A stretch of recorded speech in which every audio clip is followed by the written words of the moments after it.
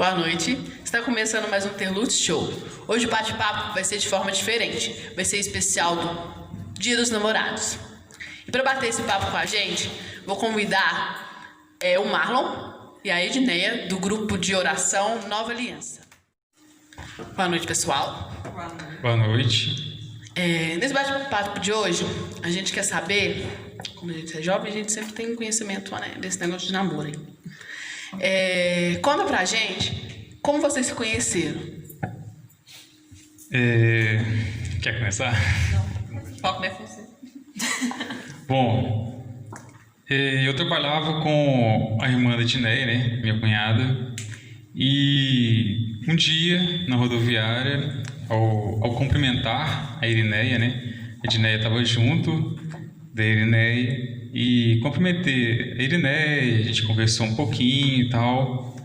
E depois, durante a semana, no meu serviço, a Edneia falou que a Edneia comentou com ela que achou interessante, achou bonito, charmoso, elegante, um sorriso bonito. Não, tô brincando, não é tanto isso não. Assim, interessou por mim e tal. E eu já conheci a Edneia assim, né, de vista, e falei, não, bacana, me passa o número dela e tal. Aí liguei, a gente conversou bastante, a gente marcou de sair, a gente saiu, se conheceu e tal, e a gente começou a ficar. E só que assim, a gente não tinha nada sério, só ficava mesmo e tal. Só que aí chegou uma época que a Edneia falou, né, não, assim pra mim não dá mais, só ficar não quero um relacionamento sério. E só que eu tinha um receio, não é um receio, eu estava muito perdido nas coisas do mundo. Era novo, assim, tinha 18 anos, né, Edneia também. Só que, por influência das pessoas, né, amigos, as coisas que o mundo nos mostra que a gente tem que aproveitar a vida, sair, curtir, que o mundo ensina que a gente, que namorar não é, assim, namorar cedo é perder tempo. Então eu tinha essa forma de pensar, esse pensamento de aproveitar, de sair, curtir, farrear. Só que eu vejo que os jovens que vivem dessa forma, em sua maioria, eles estão mais perdidos no alcoolismo, nas drogas, na prostituição. Então assim, eu vejo que isso não é aproveitar a vida. Então às vezes se você tiver um namoro ali, um relacionamento voltado para Deus, você aproveita muito mais do que você se perder no mundo. Mas, então aí a gente começou a namorar, mas no começo do relacionamento foi um relacionamento meio conturbado, por minha causa, nesse sentido, eu estava meio perdido, né, nessa ilusão das coisas do mundo. Aprontei com ela e tal, assim, a gente chegou a terminar, mas depois a gente voltou e até que caminhou bem, né, Edneia?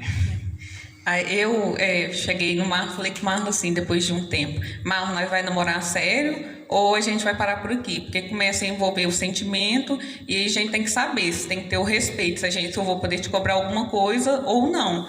Então, eu já vim de um relacionamento antes de muita traição, ciúme, um relacionamento mundano. Aí eu falei com ele, não quero isso mais, eu quero um namoro santo, eu quero uma pessoa para me casar. Com 18 anos já tinha essa ideia. Aí eu falei assim, porque eu comecei no grupo de oração e comecei a pedir a Deus um namorado que fosse da vontade de Deus.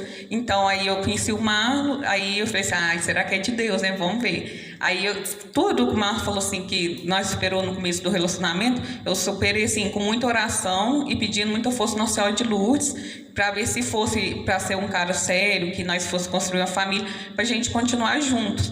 Aí até hoje, graças a Deus, nós temos 11 anos que nós estamos juntos. E sempre quando vem as dificuldades, eu peço a Deus Nossa Senhora para abençoar nós dois. Você falou aí de que quando vocês começaram a namorar, então você já participava da igreja, participava do grupo de oração. Então, no caso, no meio do relacionamento de vocês, quem realmente converteu o Marlon foi através de você. Sim, foi. Sabendo que com isso vocês nunca tiveram um relacionamento santo, porque só você ia e o Marlon não. Como que você conseguiu conviver com isso? Porque, querendo ou não, a gente é humano, né? A gente tem vontades, essas coisas. E como você conseguiu conviver com isso? Não, ele não é e eu quero viver santo e ele não quer. Não, aí no começo do relacionamento eu já participava do grupo de oração e ele não. Aí eu chamava ele pra gente poder estar indo no grupo de oração, aí ele falava, ele ainda era um pouco voltadamente pelo ser evangélico. Aí eu peguei e falei assim, não, a gente vai no grupo de oração. Aí ele pegou e falou assim, não, você vai comigo num culto evangélico. Aí eu vou te contar essa parte que aí eu completo o que você me perguntou. Assim, não é que eu era evangélico, né? A minha família sempre foi católica, minha mãe sempre foi católica, mas chegou um certo ponto, ali por volta dos meus 16, 17, 18 anos, que eu tinha muitas dúvidas. Eu sempre fui muito curioso, sempre fui assim, de querer saber o porquê das coisas, de questionar, sempre fui de questionar as coisas. Então, eu questionava muito sobre a respeito de Nossa Senhora, a respeito dos santos, respeito do purgatório, da doutrina da Igreja Católica. Eu questionava, mas eu não procurava saber. Então, eu acabei que fui na ideia de outras pessoas, comecei na Igreja Evangélica e tal, alguns cultos. Levei a Edneia uma vez, só que, da mesma forma que eu levei ela, eu fui obrigado a vir no grupo de oração, né? Eu não gostava muito, no começo, os primeiros dias eu não gostei muito do grupo, não. Mas depois eu fui sentindo o agir do Espírito Santo e voltei para a Igreja Católica firme. Um amigo meu do meu trabalho também, Banjo, que trabalhava comigo, ele participava da renovação carismática. Ele me passou algumas pregações, foi me explicando algumas coisas a respeito da igreja e eu vejo que as companhias, assim, as pessoas influenciam muito nas nossas vidas. Então, um amigo que te leva para Deus, uma companheira, uma namorada, assim, influencia muito, acaba nos levando para o caminho certo. Então, através da Edneia, sim, eu voltei para a Igreja Católica e, através do grupo de oração, eu me voltei para Deus. Aí, durante um bom tempo do nosso relacionamento, nós não vivemos um relacionamento santo. Nós não vivíamos castidade no relacionamento. Só que, conforme eu fui participando do grupo de oração, das missas, assistia muito pregação do Canção Nova, Padre Léo, Padre Edmilson, e parece que o nosso relacionamento faltava algo, depois de muitos anos. Aí eu peguei um dia e falei assim, Deus está me chamando para tentar viver a castidade. Aí eu cheguei e falei com o Marlon assim, Marlon, vamos viver a castidade junto? Aí ele falou assim, isso é impossível, eu não consigo, eu não vou conseguir. Aí eu falei com ele assim, não, então vamos tentar, pelo menos tentar. Aí daí para frente, nós passamos a tentar viver um relacionamento santo.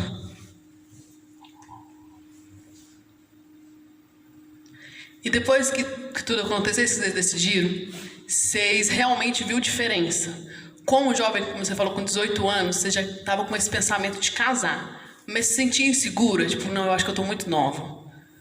Não, porque como eu perdi minha mãe cedo, tinha 2 anos de idade, então eu já tive a responsabilidade de aprender a lavar, cozinhar, eu já tinha a vida de dona de casa, que eu fui criada pelas minhas irmãs e meus pais, então, meu pai no caso, mas aí eu peguei e falei assim, não, eu quero namorar sério, eu quero casar, eu quero construir uma família, que eu falei com o Marlon assim, que eu sempre fui chamada ao dom do matrimônio.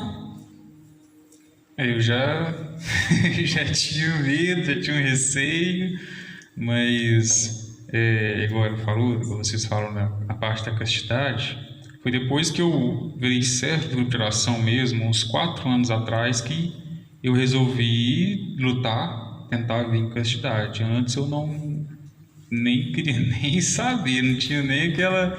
Para mim era um absurdo, né? Então, mas depois que eu conheci, depois que eu aprendi a respeito o que é e tal...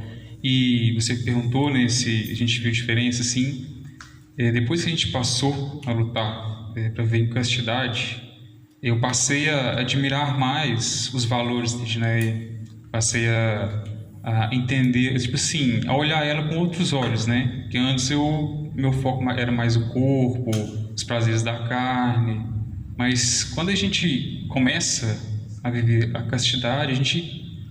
parece que como se mudasse a nossa forma de pensar, sabe? A gente começa a ver o outro por dentro, começa a ver o interior da pessoa e não o exterior. Então, depois que a gente passou a ver em castidade, nosso relacionamento melhorou e muito.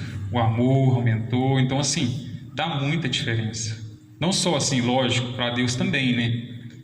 Que quando a gente vive em castidade, a gente pode comungar, viver o sacramento, no caso, o sacramento da comunhão, né? Mas aumenta também no relacionamento, muda muito. Aí ele passou a ter vontade de casar, construir uma família.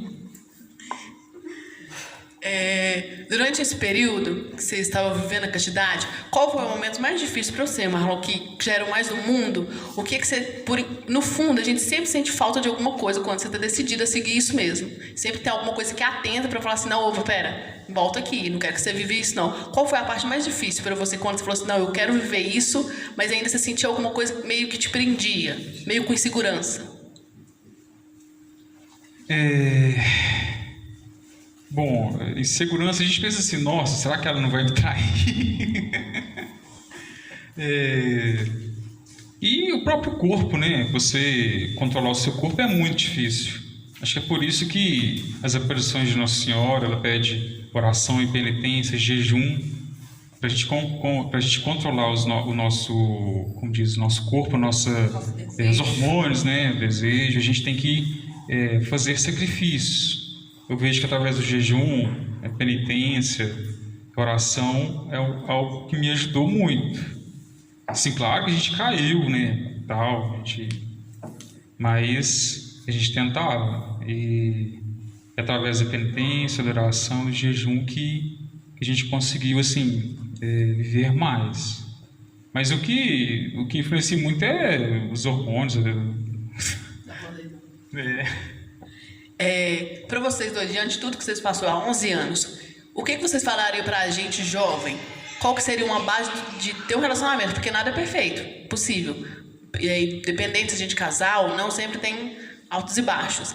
Mas pra gente, qual frase vocês deixariam pra gente para ter uma base de relacionamento? Se realmente não viva a castidade, tenha paciência. Se você vê que alguma pessoa está te levando para a igreja, vai nela, porque querendo ou não, hoje em dia os jovens de hoje te mostram aquilo que realmente que você quer ver, para te atrair. Aí depois disso não, depois disso eles deixam de levar, era só para te atrair, ou seja, na carne ali. Mas diante de 11 anos de altos e baixos que vocês viveu, qual é a frase que vocês passariam pra gente para falar, não, é isso, se vocês seguirem essa base eu acredito que pode dar certo? Primeiramente, o casal tem que ter um propósito de namorar com um propósito firme para casar. O namoro ele tem que ser para casar. Aí, no caso, você não pode prestar atenção nas pessoas, como diz um amigo solteiro, que fala, você tá novo para casar, tem que curtir a vida, tem que aproveitar cada vez mais. Se você começar um relacionamento agora, você vai perder tempo na sua vida. E realmente você não perde tempo na vida, porque o namoro santo, ele agrada a Deus. Acho que a base no relacionamento é o respeito, o diálogo. O diálogo eu falo porque, assim, às vezes alguma coisa te incomoda, assim, não sei. Você se abrir para a pessoa, você conversar bastante a respeito do relacionamento, conversar a respeito de uma meta, né, um objetivo. Qual que é o objetivo que os dois têm?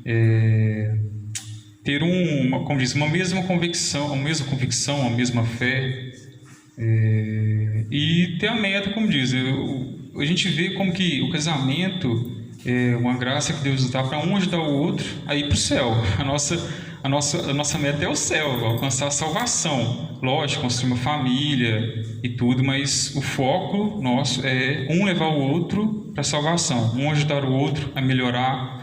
Ela me ajuda a melhorar, porque eu sou orgulhoso, egoísta, ela me ajuda muito nessa parte, a parte da paciência. Então, eu acho que é um ajudar o outro a ser melhor e um ajudar o outro a alcançar a salvação. Sempre um ou outro, ele tem que saber calar, saber ceder. Se as coisas estão difíceis, deixa o outro nervoso, você começa a rezar. Eu já desestabilizei o Mar bastante com isso. Às vezes ele está nervoso demais, aí eu vejo que ele vai caminhar para uma briga. Aí eu começo a orar em língua, eu começo a rezar, ele começa a rir e reza junto. Teve um dia que eu ri demais, a gente estava meio discutindo assim, e é muito difícil de eu ceder. Geralmente ela tem mais paciência do que eu, mas aí ela começa a orar em línguas, cara, não tem jeito de você brigar com a pessoa orando em línguas, a pessoa rezando, não. Então assim, é show de bola. Então, gente, foi isso. Muito obrigada, de verdade. Praticamente eu baseei as perguntas para mim, tá? Só deve atingir para algumas, mas foi para mim mesmo. E aos envolvidos aí, que eu também tenho, sei que tem. Quero agradecer muito e falar que Deus abençoe vocês sempre. Amém. E que o matrimônio de vocês continue firme, que venham umas crianças aí por aí também. Amém. Tá aqui com a gente Amém. e ser espelho de vocês. Amém. Amém. Obrigado. Obrigada. Eu vou convidar aqui agora o Gabriel e a Aniele. Como vocês viram, nosso primeiro casal foi um casal de matrimônios. Casados já, vivido uma caminhada bastante dentro da igreja e fora da igreja. A gente agora vai bater um papo com jovens que está iniciando o namoro agora. Quantos anos vocês têm? 1 ano já, né? Sim. Para começar, eu quero saber como vocês se conheceram. Sabe, se coincide com a minha história. Vai. Assim, né? Eu já tinha visto ela, eu voltava da escola com a Ludmilla e ela conhecia a Anielen já. Então, teve uns dias que a gente ia se encontrar, assim, mas nós nunca conversava. Aí ficavam os dois conversando com a Ludmilla, e a Ludmilla tinha que se dividir. As partidas mesmo. No início dessa história eu achava que isso aqui, eles seriam um casal, não vocês um casal. Exatamente. Conta. Então, mas assim, a gente foi começar a conversar mesmo numa barraquinha que teve aqui no Nossa Senhora de Lourdes. Acho que era dia de Nossa Senhora de Lourdes, festa de Nossa Senhora de Lourdes. Aí a gente começou a conversar, zoando a Ludmilla. Ela começou, sempre ela é intercessora. Não, deixa eu contar. Tava eu e a Ludilane, nós tava trabalhando nas barraquinhas, nós tava no refrigerante.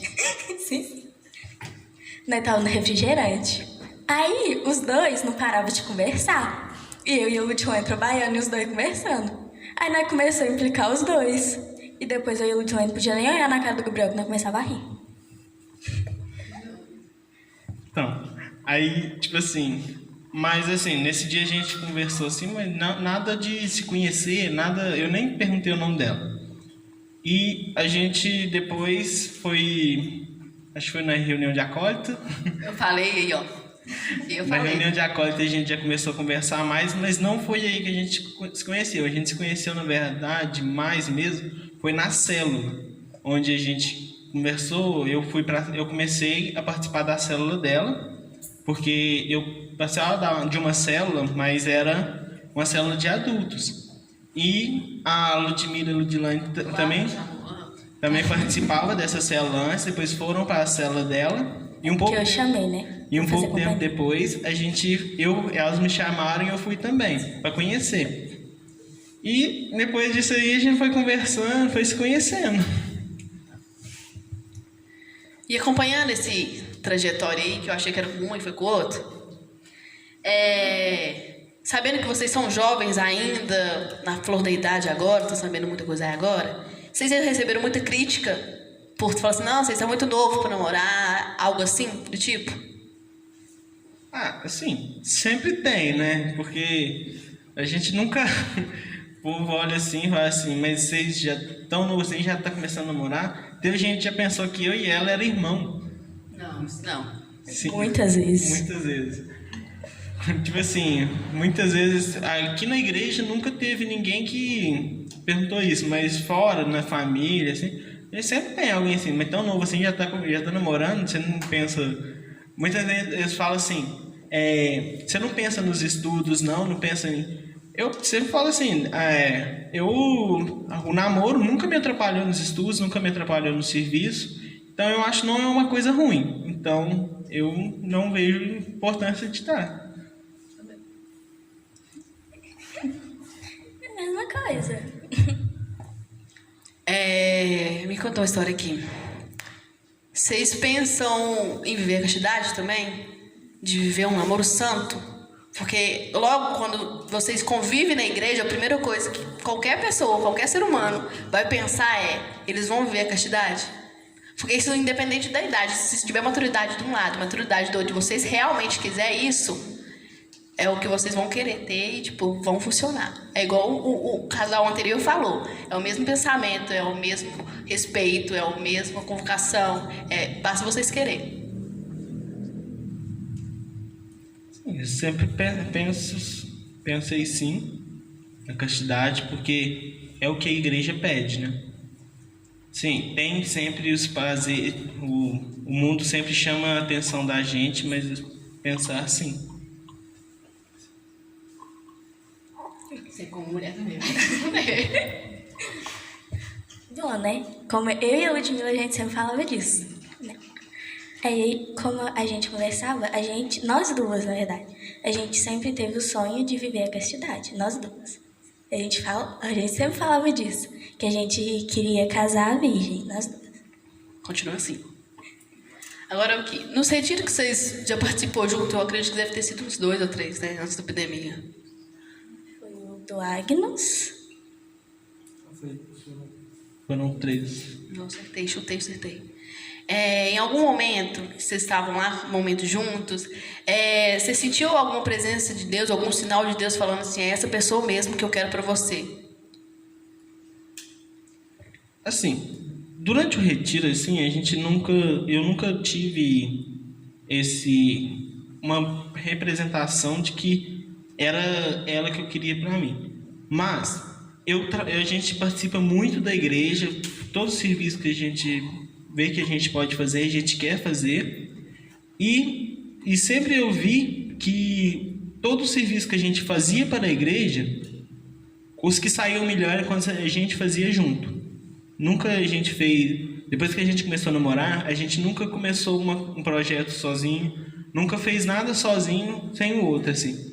Sempre que ia fazer sozinho, a gente entrava e conversava, fazia sozinho, mas sempre deu um consenso um do outro. Nunca a gente fez alguma coisa sozinho que deu tão certo quanto o que a gente fez junto. E o que mais chamou a atenção nela? Foi a convivência dela dentro da igreja? Lucinó, ela convive muito na igreja, eu acho que eu quero tentar alguma coisa. Sim, assim, eu sempre via ela dentro da igreja, sempre busquei, eu olhei para ela, assim, vi o esforço dela, a dedicação, e vi que, tipo assim, ela combinava comigo. E pelo que eu vi depois que a gente começou a namorar, foi que todas as minhas loucuras que eu tenho na minha cabeça de fazer as coisas assim como esse projeto, ela sempre me auxiliou e fez acontecer. Então ela é a chave pro que eu faço. Tudo que eu faço assim, ela é quem faz acontecer. Romântico que tá hoje. E você? É praticamente a mesma coisa, porque ele não participava muito da igreja antes, né? Aí, depois que ele começou a namorar comigo, ele começou a participar mais. Mas, tipo, desde o início eu percebi que ele tipo, tudo que ele pega pra fazer, ele se empenha pra fazer. Isso me chamou muita atenção. Ela falou de eu não participar da igreja. Antigamente, sinceramente, eu ia nas missas. Você vê, eu não participava aqui na paróquia, eu participava na minha comunidade Rasa Mística, e era assim, minha mãe me chamava para ir na missa, eu esperneava que não queria ir de jeito nenhum. Eu não gostava de ir na missa, assim, eu ia por obrigação. Hoje em dia, depois de tudo que eu passei, que eu vivi com ela, eu não consigo faltar a uma missa nos domingos. Se eu faltar a missa ao domingo, para mim o domingo não foi domingo. Como jovens, a gente sabe que, como você mesmo disse, Gabriel, que o mundo ataca. E como que, tipo assim, querendo ou não, a gente acaba querendo ter diversão fora do contexto que a gente vive. E como vocês conseguem separar as coisas? Tipo, isso aqui eu tenho que viver isso aqui agora, isso aqui eu tenho que viver depois. Digamos, tipo assim, tem uma festa e tem alguma coisa da igreja. E nessa festa vai estar tudo que você mais quer. Vai ter tudo, vai ter pessoa que você gosta, vai ter tudo. E tem algum momento aqui na igreja. Vocês conseguem entrar no conceito e falar assim, e é tudo no mesmo horário. Vocês conseguem entrar no conceito e falar assim, não, a gente vai fazer isso. Sim, inclusive já aconteceu. Sim, preciso falar. A festa junina do ano passado. Teve a festa junina e a gente ia a gente ia ficar na barraca das brincadeiras. E era uma festa de 15 anos da minha colega. Aí a gente foi veio na festa junina primeiro, ajudou, fez tudo. Assim que terminou, a gente foi pra festa. Assim, eu acho assim, na minha vida eu coloquei que tudo a gente deve colocar Deus em primeiro lugar. como diz o mandamento. Deus, em primeiro lugar, tudo.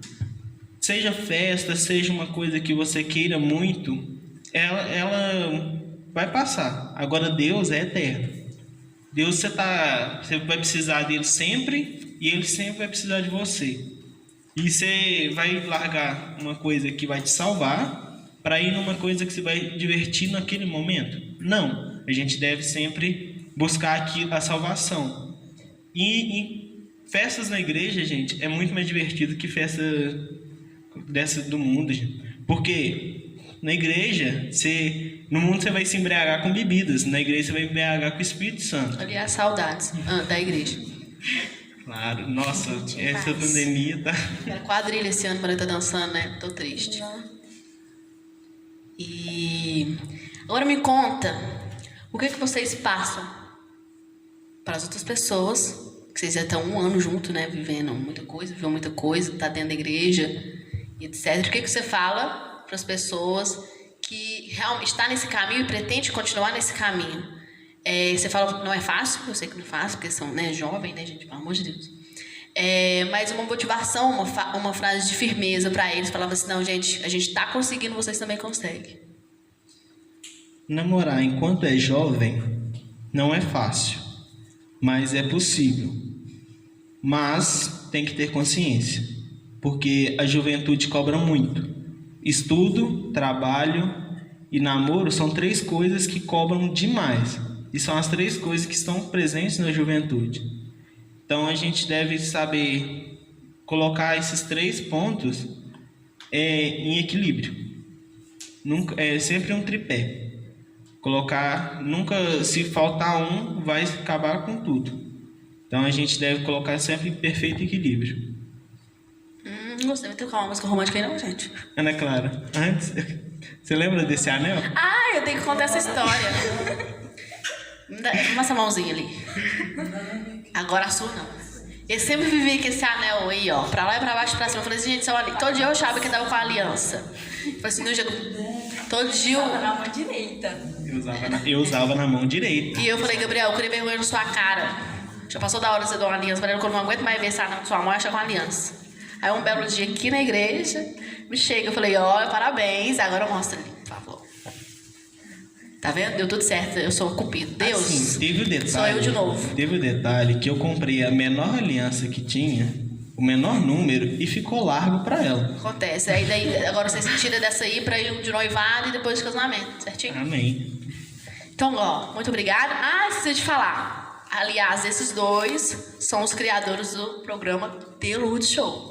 Não só nós, toda a equipe, né? Desculpa, galera, mas a ideia veio deles. E aí, gente... Mas nada aconteceria se não tivesse vocês. É verdade. Aí, ó, tá vendo?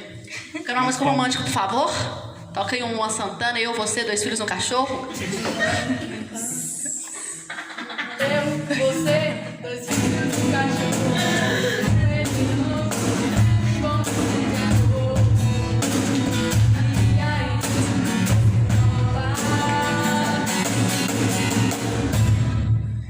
Uma parte O cachorro já tem. Aí, ó, tá alto só depois do casamento. Com certeza. Então, aqui, muito obrigada. Agora eu posso falar dos solteiros, gente. Aqui, fé em Deus. Entendeu? Faz igual eu todo dia falo: oi, Deus, sou eu de novo. Se for da sua vontade, sua filha está prontíssima. E é isso, gente. Boa noite, obrigado por tudo e até o próximo programa.